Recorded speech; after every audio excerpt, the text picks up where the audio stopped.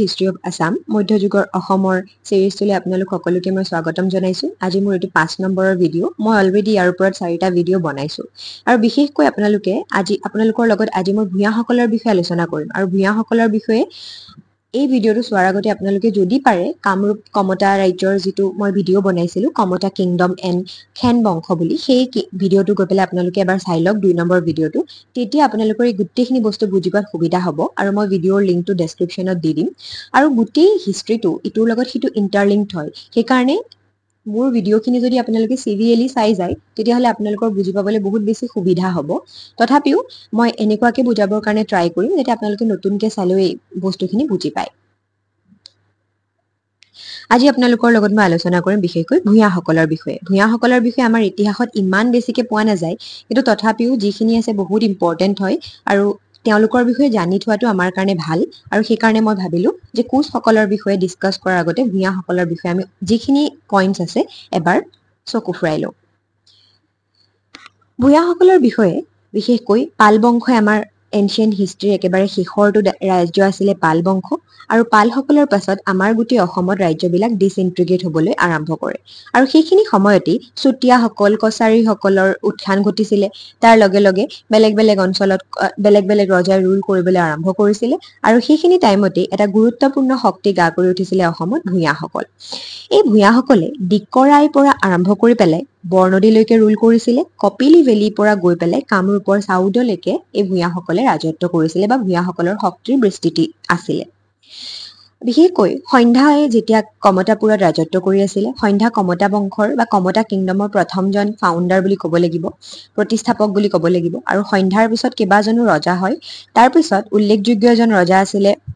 প্ৰতাপধ্বজ। প্ৰতাপধ্বজৰ পিছত তেখেতৰ পুত্ৰ দুৰ্লভ নাৰায়ণ ৰজা হয়। ধৰ্মনাৰায়ণ সমসাময়িকভাৱে ৰাজত্ব কৰে আৰু তাৰপিছত ইন্দ্ৰনাৰায়ণ ৰজা হয় আৰু ইন্দ্ৰনাৰায়ণকে এজন ভূঞাই হত্যা কৰিছিলে আৰু সেই ভূঞাজনৰ নামেই আছিলে আৰিমত্ত আৰু ভূঞাসকলে নিজস্বভাৱে কমতাপুৰত ৰাজত্ব কৰিবলৈ আৰম্ভ কৰে। আৰিমত্তই ৰাজত্ব কৰে। আৰিমত্তৰ পিছত তেওঁৰ পুত্ৰ জোঙাল বলহুৱে ৰাজত্ব কৰে আৰু জোঙাল বলহুৰ পিছত আকৌ এজন ভূঞা সেইখিনি সময়ত গা কৰি উঠে। তেখেতৰ নামটো আছিলে নীলধ্বজ আৰু নীলধ্বজে কমতাপুৰত ৰাজত্ব কৰিবলৈ আৰম্ভ কৰে আৰু নীলধ্বজৰ যি বংশ বা যি ডাইনেষ্টি তাৰ তেওঁলোকৰ নাম দিয়ে খেন লাইন বা খেন বংশ। তাৰপিছত আহে কি এই ভূঞা শব্দটোৰ অৰ্থ বুলি কোৱা হয় যে লেণ্ড লৰ্ড বুলি কোৱা হয়, মানে যোনে ভূমি চোৱা চিতা কৰে তেওঁলোকক ভূঞা বুলি কোৱা হয়। কিয় কোৱা হয় সেই বস্তুটো মই পিছত আপোনালোকক বুজাই দিম। গতিকে ইয়াতে এইখিনি জানিলেই হ'ব যে প্ৰথম অৱস্থাত ভূঞাসকল যেতিয়া আমাৰ গোটেই অসমখন ডিছইণ্টিগ্ৰেট হ'বলৈ আৰম্ভ কৰে, অসমৰ যেতিয়া বিভিন্ন শক্তিবিলাক ডিভিজন হ'বলৈ আৰম্ভ কৰে, তেতিয়াই এটা বংশই বিশেষকৈ গা কৰি উঠিছিলে যাক আমি ভূঞা বুলি কওঁ। ভূঞাসকলে বিশেষকৈ একদম ডিকৰাই পৰা আৰম্ভ কৰি বৰনদীৰ পৰা কপিলী ভেলী হৈ কামৰূপৰ চাউথলৈকে তেওঁলোকৰ যি শক্তি আছিলে সেই শক্তিৰ বিস্তৃতি হৈ আছিলে আৰু সন্ধ্যাই যেতিয়া ৰাজত্ব কৰি আছিলে, বিশেষকৈ সন্ধ্যাই যেতিয়া কমতাপুৰত ৰাজত্ব কৰি আছিলে, তাৰপিছত কেইবাজনো ৰজা হয়, বিশেষকৈ প্ৰতাপধ্বজ, দুৰ্লভ নাৰায়ণ, ধৰ্মনাৰায়ণৰ পিছত ইন্দ্ৰনাৰায়ণ ৰজা হয় আৰু ইন্দ্ৰনাৰায়ণক হৰুৱাই পেলাই কমতা ৰাজ্যৰ ৰজা ইন্দ্ৰনাৰায়ণক হৰুৱাই এজন ভূঞা আছিলে, তেখেতৰ নাম আছিলে আৰিমত্ত। আৰিমত্তই নিজাববীয়াকৈ ৰুল কৰিবলৈ আৰম্ভ কৰে কমতাপুৰত। আৰিমত্তৰ পিছত জোঙাল বলহু ৰজা হয়, তেখেতক মৃগাংক বুলিও জনা যায়। জোঙাল বলহুৰ পিছত নীলধ্বজ নামৰ এজন ৰজাৰ উত্থান ঘটে আৰু এই নীলধ্বজো এজন ভূঞা বংশৰে ৰজা আছিলে আৰু নীলধ্বজে যি তেওঁৰ বংশৰ নাম দিয়ে বা তেওঁৰ বংশৰ যি নাম দিয়ে সেইটো কি বুলি কোৱা হয়, খেন বংশ বুলি কোৱা হয় আৰু এওঁলোকো মূলতঃ ভূঞাসকলৰ এটা ট্ৰাইবৰী লোক আছিলে। ভূঞাসকলৰ অৰিজিনৰ ওপৰত সেই থিয়ৰিকেইটা চাই লওঁ। মূলতে দুটা থিয়ৰি আছে আৰু এই থিয়ৰিকেইটাক এটা থিয়ৰিয়ে কণ্ট্ৰাডিক্ট কৰিছে। কোৱা হয় যে যিসকল কমতা কিং আছিলে, কমতা কিংসকলে ভূঞাসকলক আনি পেলাই এটুকুৰ জেগাত আশ্ৰয় দিছিলে আৰু সেই জেগাটুকুৰৰ নাম আছিলে লেংগামাগুৰি বুলি কোৱা হয় আৰু এই জেগাটুকুৰ বিশেষকৈ হাজোৰ ওচৰত আছিলে। কোৱা হয় যে প্ৰথম অৱস্থাত যিসকল ভূঞা আছিলে তেওঁলোকৰ অৰিজিনেল প্লেচ আছিলে কনৌজ, বৰ্তমান উত্তৰ প্ৰদেশ আৰু তাতে যেতিয়া মুছলিমসকলে আহি পেলাই এটেক কৰিবলৈ আৰম্ভ কৰে, তাৰপিছত তেওঁলোক গৌড়লৈ গুচি আহে আৰু সেইখিনি সময়তে ধৰ্মনাৰায়ণ বুলি এজন ৰজা আছিলে, তেখেতে বিশেষকৈ গৌড়ৰ এটা জেগা তেওঁ অধিকাৰ কৰিছিলে। তেখেত অসমৰ ৰজা আছিলে, কমতা বংশৰ ৰজা আছিলে, কমতা ৰাজ্যৰ আৰু তেওঁৰ সমসাময়িকভাৱে এজন ৰজা আছিলে, তেওঁৰ নাম আছিলে দুৰ্লভ নাৰায়ণ। দুৰ্লভ নাৰায়ণ আৰু ধৰ্মনাৰায়ণে ডিছকাছ কৰি পেলাই তেওঁলোকে কি কৰে, গৌড়ৰ পৰা কিছু সংখ্যক ভূঞাক কলে লৈ আহে বানানটো ভুলে আছে লেংগেৰামাগুৰিলে লৈ আহে লেংগামাগুৰিলে যেতিয়া তেওঁলোকক লৈ আহে আনাৰ পিছত কি হয় কোৱা হয় যে বৈষ্ণৱত লিটাৰেচাৰত উল্লেখ আছে বিশেষকৈ বৈষ্ণৱ সাহিত্যত উল্লেখ আছে যে ভূঞাসকল আকৌ গৌৰলে ঘূৰি যায় ঘূৰি গৈ পেলাই তেওঁলোকৰ যি ফেমিলি আছিলে ফ্ৰেণ্ড আছিলে ৰিলেটিভ আছিলে তেওঁলোকক অসমলৈ লৈ আহে কোৱা হয় 5টা কায়স্থ ফেমিলিয়ে কায়স্থ ভূঞা ফেমিলিয়ে আহি পেলাই প্ৰথমতে কেইটা ফেমিলি আহিছিলে 7টা ফেমিলি আহিছিলে পিছত আকৌ 5টা ভূঞা ফেমিলি আহি পেলাই কোত জইন হয়হি আমাৰ অসমৰ ভূঞাসকলৰ লগত জইন হয়হি মানে টোটেল সেই 7টা ফেমিলিৰ লগত জইন হয়হি আৰু টোটেল কিমানটা ভূঞাৰ ফেমিলি হয় 12টা আৰু সেইকাৰণে তেওঁলোকক কি বুলি কোৱা হয় 12 ভূঞা বুলি কোৱা হয় মানে গৌৰৱৰ প্ৰথমতে 7টা ফেমিলি আহিছিলে আৰু পিছত আহি পেলাই 5টা ফেমিলি জইন হয় আৰু টোটেল 12টা ফেমিলি হয় আৰু সেইকাৰণে কি বুলি কোৱা হয় এই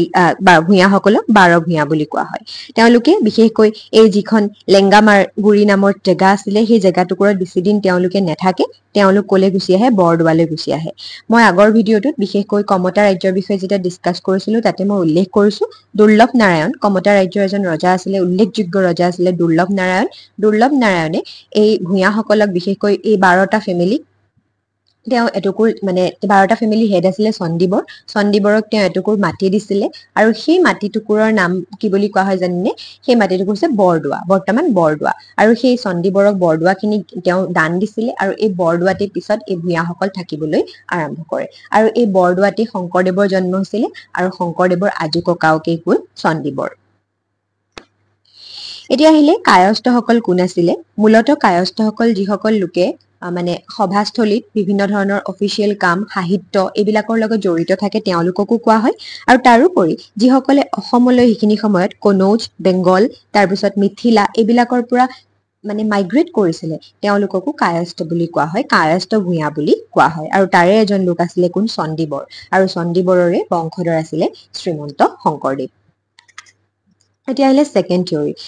থিয়ৰিটোত কোৱা হয় যে আৰিমত্ত মই কৈছিলোৱে ভূঞাসকলৰ যিজন প্ৰথম ৰজা যোনে কমতাৰ ৰজা ইন্দ্ৰনাৰায়ণক হৰুৱাই পেলাই নিজে ৰজা হৈছিলে সেই আৰিমত্তই কি কৰিছিলে সমুদ্ৰ নামৰ এজন তেওঁ মিনিষ্টাৰ আছিলে আৰু সেই মিনিষ্টাৰজনৰ এগৰাকী জীয়েক আছিলে জীয়েকৰ নাম আছিলে লক্ষ্মী আৰু লক্ষ্মীৰ দুজন পুতেক আছিলে এজনৰ নাম হ'ল শান্তনু আৰু এজনৰ নাম হ'ল সীমন্ত আৰু দুইজনৰে 12টা ল'ৰা ছোৱালী আছিলে হ'ল 12টা ল'ৰা ছোৱালী আছিলে আৰু শান্তনুৰ যি 12টা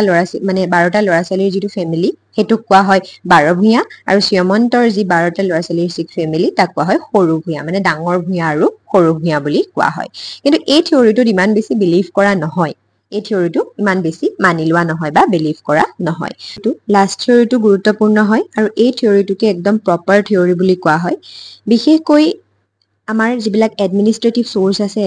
এনচিয়েন্ট অসমৰ মানে যিবিলাক সোৰ্সৰ পৰা আমি প্ৰপাৰলি জানিব পাৰিছো যে ভূঞাসকল কোন আছিলে তাতে উল্লেখ আছে যে চকলাৰ কথা উল্লেখ আছে মানে কি হয় যেতিয়া পালাসকলৰ অৱসান ঘটাৰ লগে লগে মানে অসমত বেলেগ বেলেগ জেগাত বেলেগ বেলেগ শক্তি গা কৰি উঠে আৰু তাৰ মাজত ভূঞাসকলো আছিল আৰু ভূঞাসকলে এইখিনি সময়ত কি কৰে বেলেগ বেলেগ অংশৰ মাটি তেওঁলোকে দখল কৰিবলৈ আৰম্ভ কৰে কোনোবাই এখন গাঁও দখল কৰিছে কোনোবাই দুখন গাঁও দখল কৰিছে কোনোবাই 3খন গাঁও দখল কৰিছে আৰু কোনোবাই যদি 12খন গাঁও দখল কৰে তেতিয়া তেওঁক কি বুলি কোৱা হয় 12 ভূঞা বুলি কোৱা হয় আৰু সেই যি অঞ্চলবিলাক তেওঁলোকে দখল কৰে সেই অঞ্চলবিলাকক কি বুলি কোৱা হয় চকলা বুলি কোৱা হয় আৰু ইয়াৰ পৰাই আহিলে 12 ভূঞা আৰু চোটা ভূঞা বা চাৰু ভূঞাৰ ডিভিজন 12 ভূঞা মানে যাৰ ওচৰত 12খন চকলা থাকে আৰু চাৰু ভূঞা বা চোটা ভূঞা মানে হৈছে যাৰ ওচৰত 12খনতকৈ কম চকলা থাকে তাৰপিছত আহিলে আহোম আৰু ভূঞাসকলৰ মাজত কিছুমান কন্ট্ৰাডিক্ট দেখিব পোৱা গৈছিলে বা কনফ্লিক্ট দেখিব পোৱা গৈছিলে বিশেষকৈ তেওঁলোকৰ মাজত প্ৰথম যিটো ক্লেশ হৈছিলে প্ৰথম যিটো যুদ্ধ হৈছিলে সেইটো বিশেষকৈ চুহুংমুঙৰ দিনত হৈছিলে কিহৰ কাৰণে হৈছিলে উটাই আৰু তামাই নামৰ দুজন ব্যক্তি আছিলে আৰু দুইজন ব্যক্তিয়ে কৈছিলে আহোমৰ পাৱাৰটো হাঁহিছিলে আৰু কৈছিলে যে আহোমসকল একচুৱেলি কি কৰে তেওঁলোকে একচুৱেলি আমাৰ কান্ট্ৰিৰ পৰা বিলং নকৰে আৰু মানে হাঁহিছিলে তেওঁলোকক ইটিকিং কৰিছিলে আৰু যেতিয়া আহোম ৰজাই এইটো কথা গম পালে আহি পেলাই ভূঞাসকলক মানে অধিকাৰ কৰিবৰ কাৰণে আহিলে তাৰ পিছত ভূঞাসকল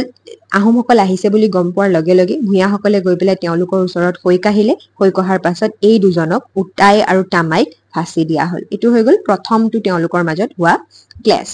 ছেকেণ্ডতে কি হৈছিলে যেতিয়া চুহুংমুঙৰ প্ৰায় শাসন শেষ হৈছিলে আৰু সেইখিনি সময়ত ব্ৰহ্মপুত্ৰৰ সাউথ বেংকত ভূঞাসকলে বসবাস কৰিছিল আৰু তেওঁলোকে চুহুংমুঙৰ বিৰুদ্ধে বা আহোম ৰাজ্যৰ বিৰুদ্ধে মানে যুদ্ধ কৰিবলৈ আৰম্ভ কৰিছিলে আৰু সেই যুদ্ধ সাপ্ৰেছ কৰিছিলে চুহুংমুঙৰ পুত্ৰ চুকলেংমুং যাক মানে গড়গাঁৱৰ ৰজা বুলিও কোৱা হয় কাৰণ তেওঁ গড়গাঁৱত ৰাজধানী পাতিছিলে চুকলেংমুঙে তেওঁলোকক দমন কৰিছিলে তাৰপিছত 1560ত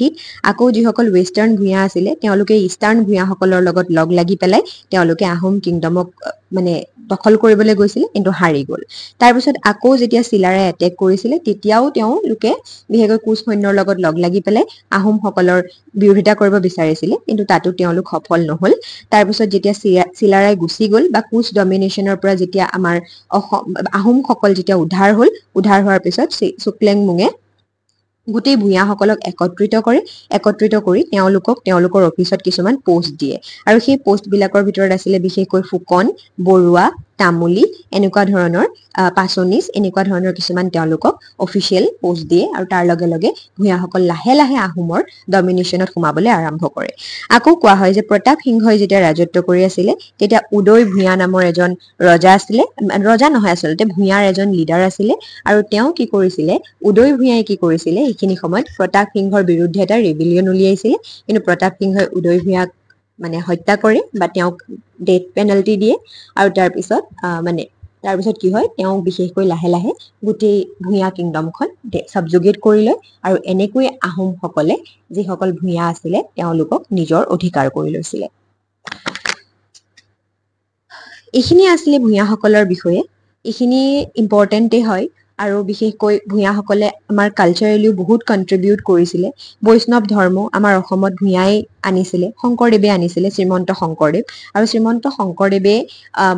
আমাৰ অসমৰ গোটেই কালচাৰত কিমান কণ্ট্ৰিবিউশ্যন কৰিছে সেইখিনি আৰু মই বেলেগে ক'ব নালাগে আপোনালোক সকলোৱে জানে আৰু তাৰোপৰি মিলিটাৰীটো ভূঞাসকলৰ যথেষ্ট কণ্ট্ৰিবিউশ্যন আছিলে আৰু সেইকাৰণে অভাৰঅল ভূঞাসকলক আমাৰ অসমৰ এটা গুৰুত্বপূৰ্ণ বংশ বুলি আমি মানে চিহ্নিত কৰিব লাগিব আৰু ভূঞাসকলৰ যি অৱদান সেই অৱদান আজিও অসমত কি হৈ আছে মানে আজিও অসমত জীৱিত আছে আৰু শংকৰদেৱে হৈছে ভূঞাসকলৰ ভিতৰত মানে আমি এজন ডায়মণ্ড বুলি ক'ব লাগিব বা এজন যথেষ্ট উজ্জ্বল ভূতা তৰা বুলি আমি ক'ব লাগিব এইখিনিয়ে আছিলে অভাৰঅল ভূঞাসকলৰ বিষয়ে আৰু ইয়াৰ নেক্সট ভিডিঅ'টোত মই কোচসকলৰ বিষয়ে ডিটেইলত লৈ আনিম আৰু আপোনালোকে যদি মোৰ ভিডিঅ'টো চাই ভাল পালে লাইক শ্বেয়াৰ কমেণ্ট আৰু ছাবস্ক্ৰাইব কৰি দিব ধন্যবাদ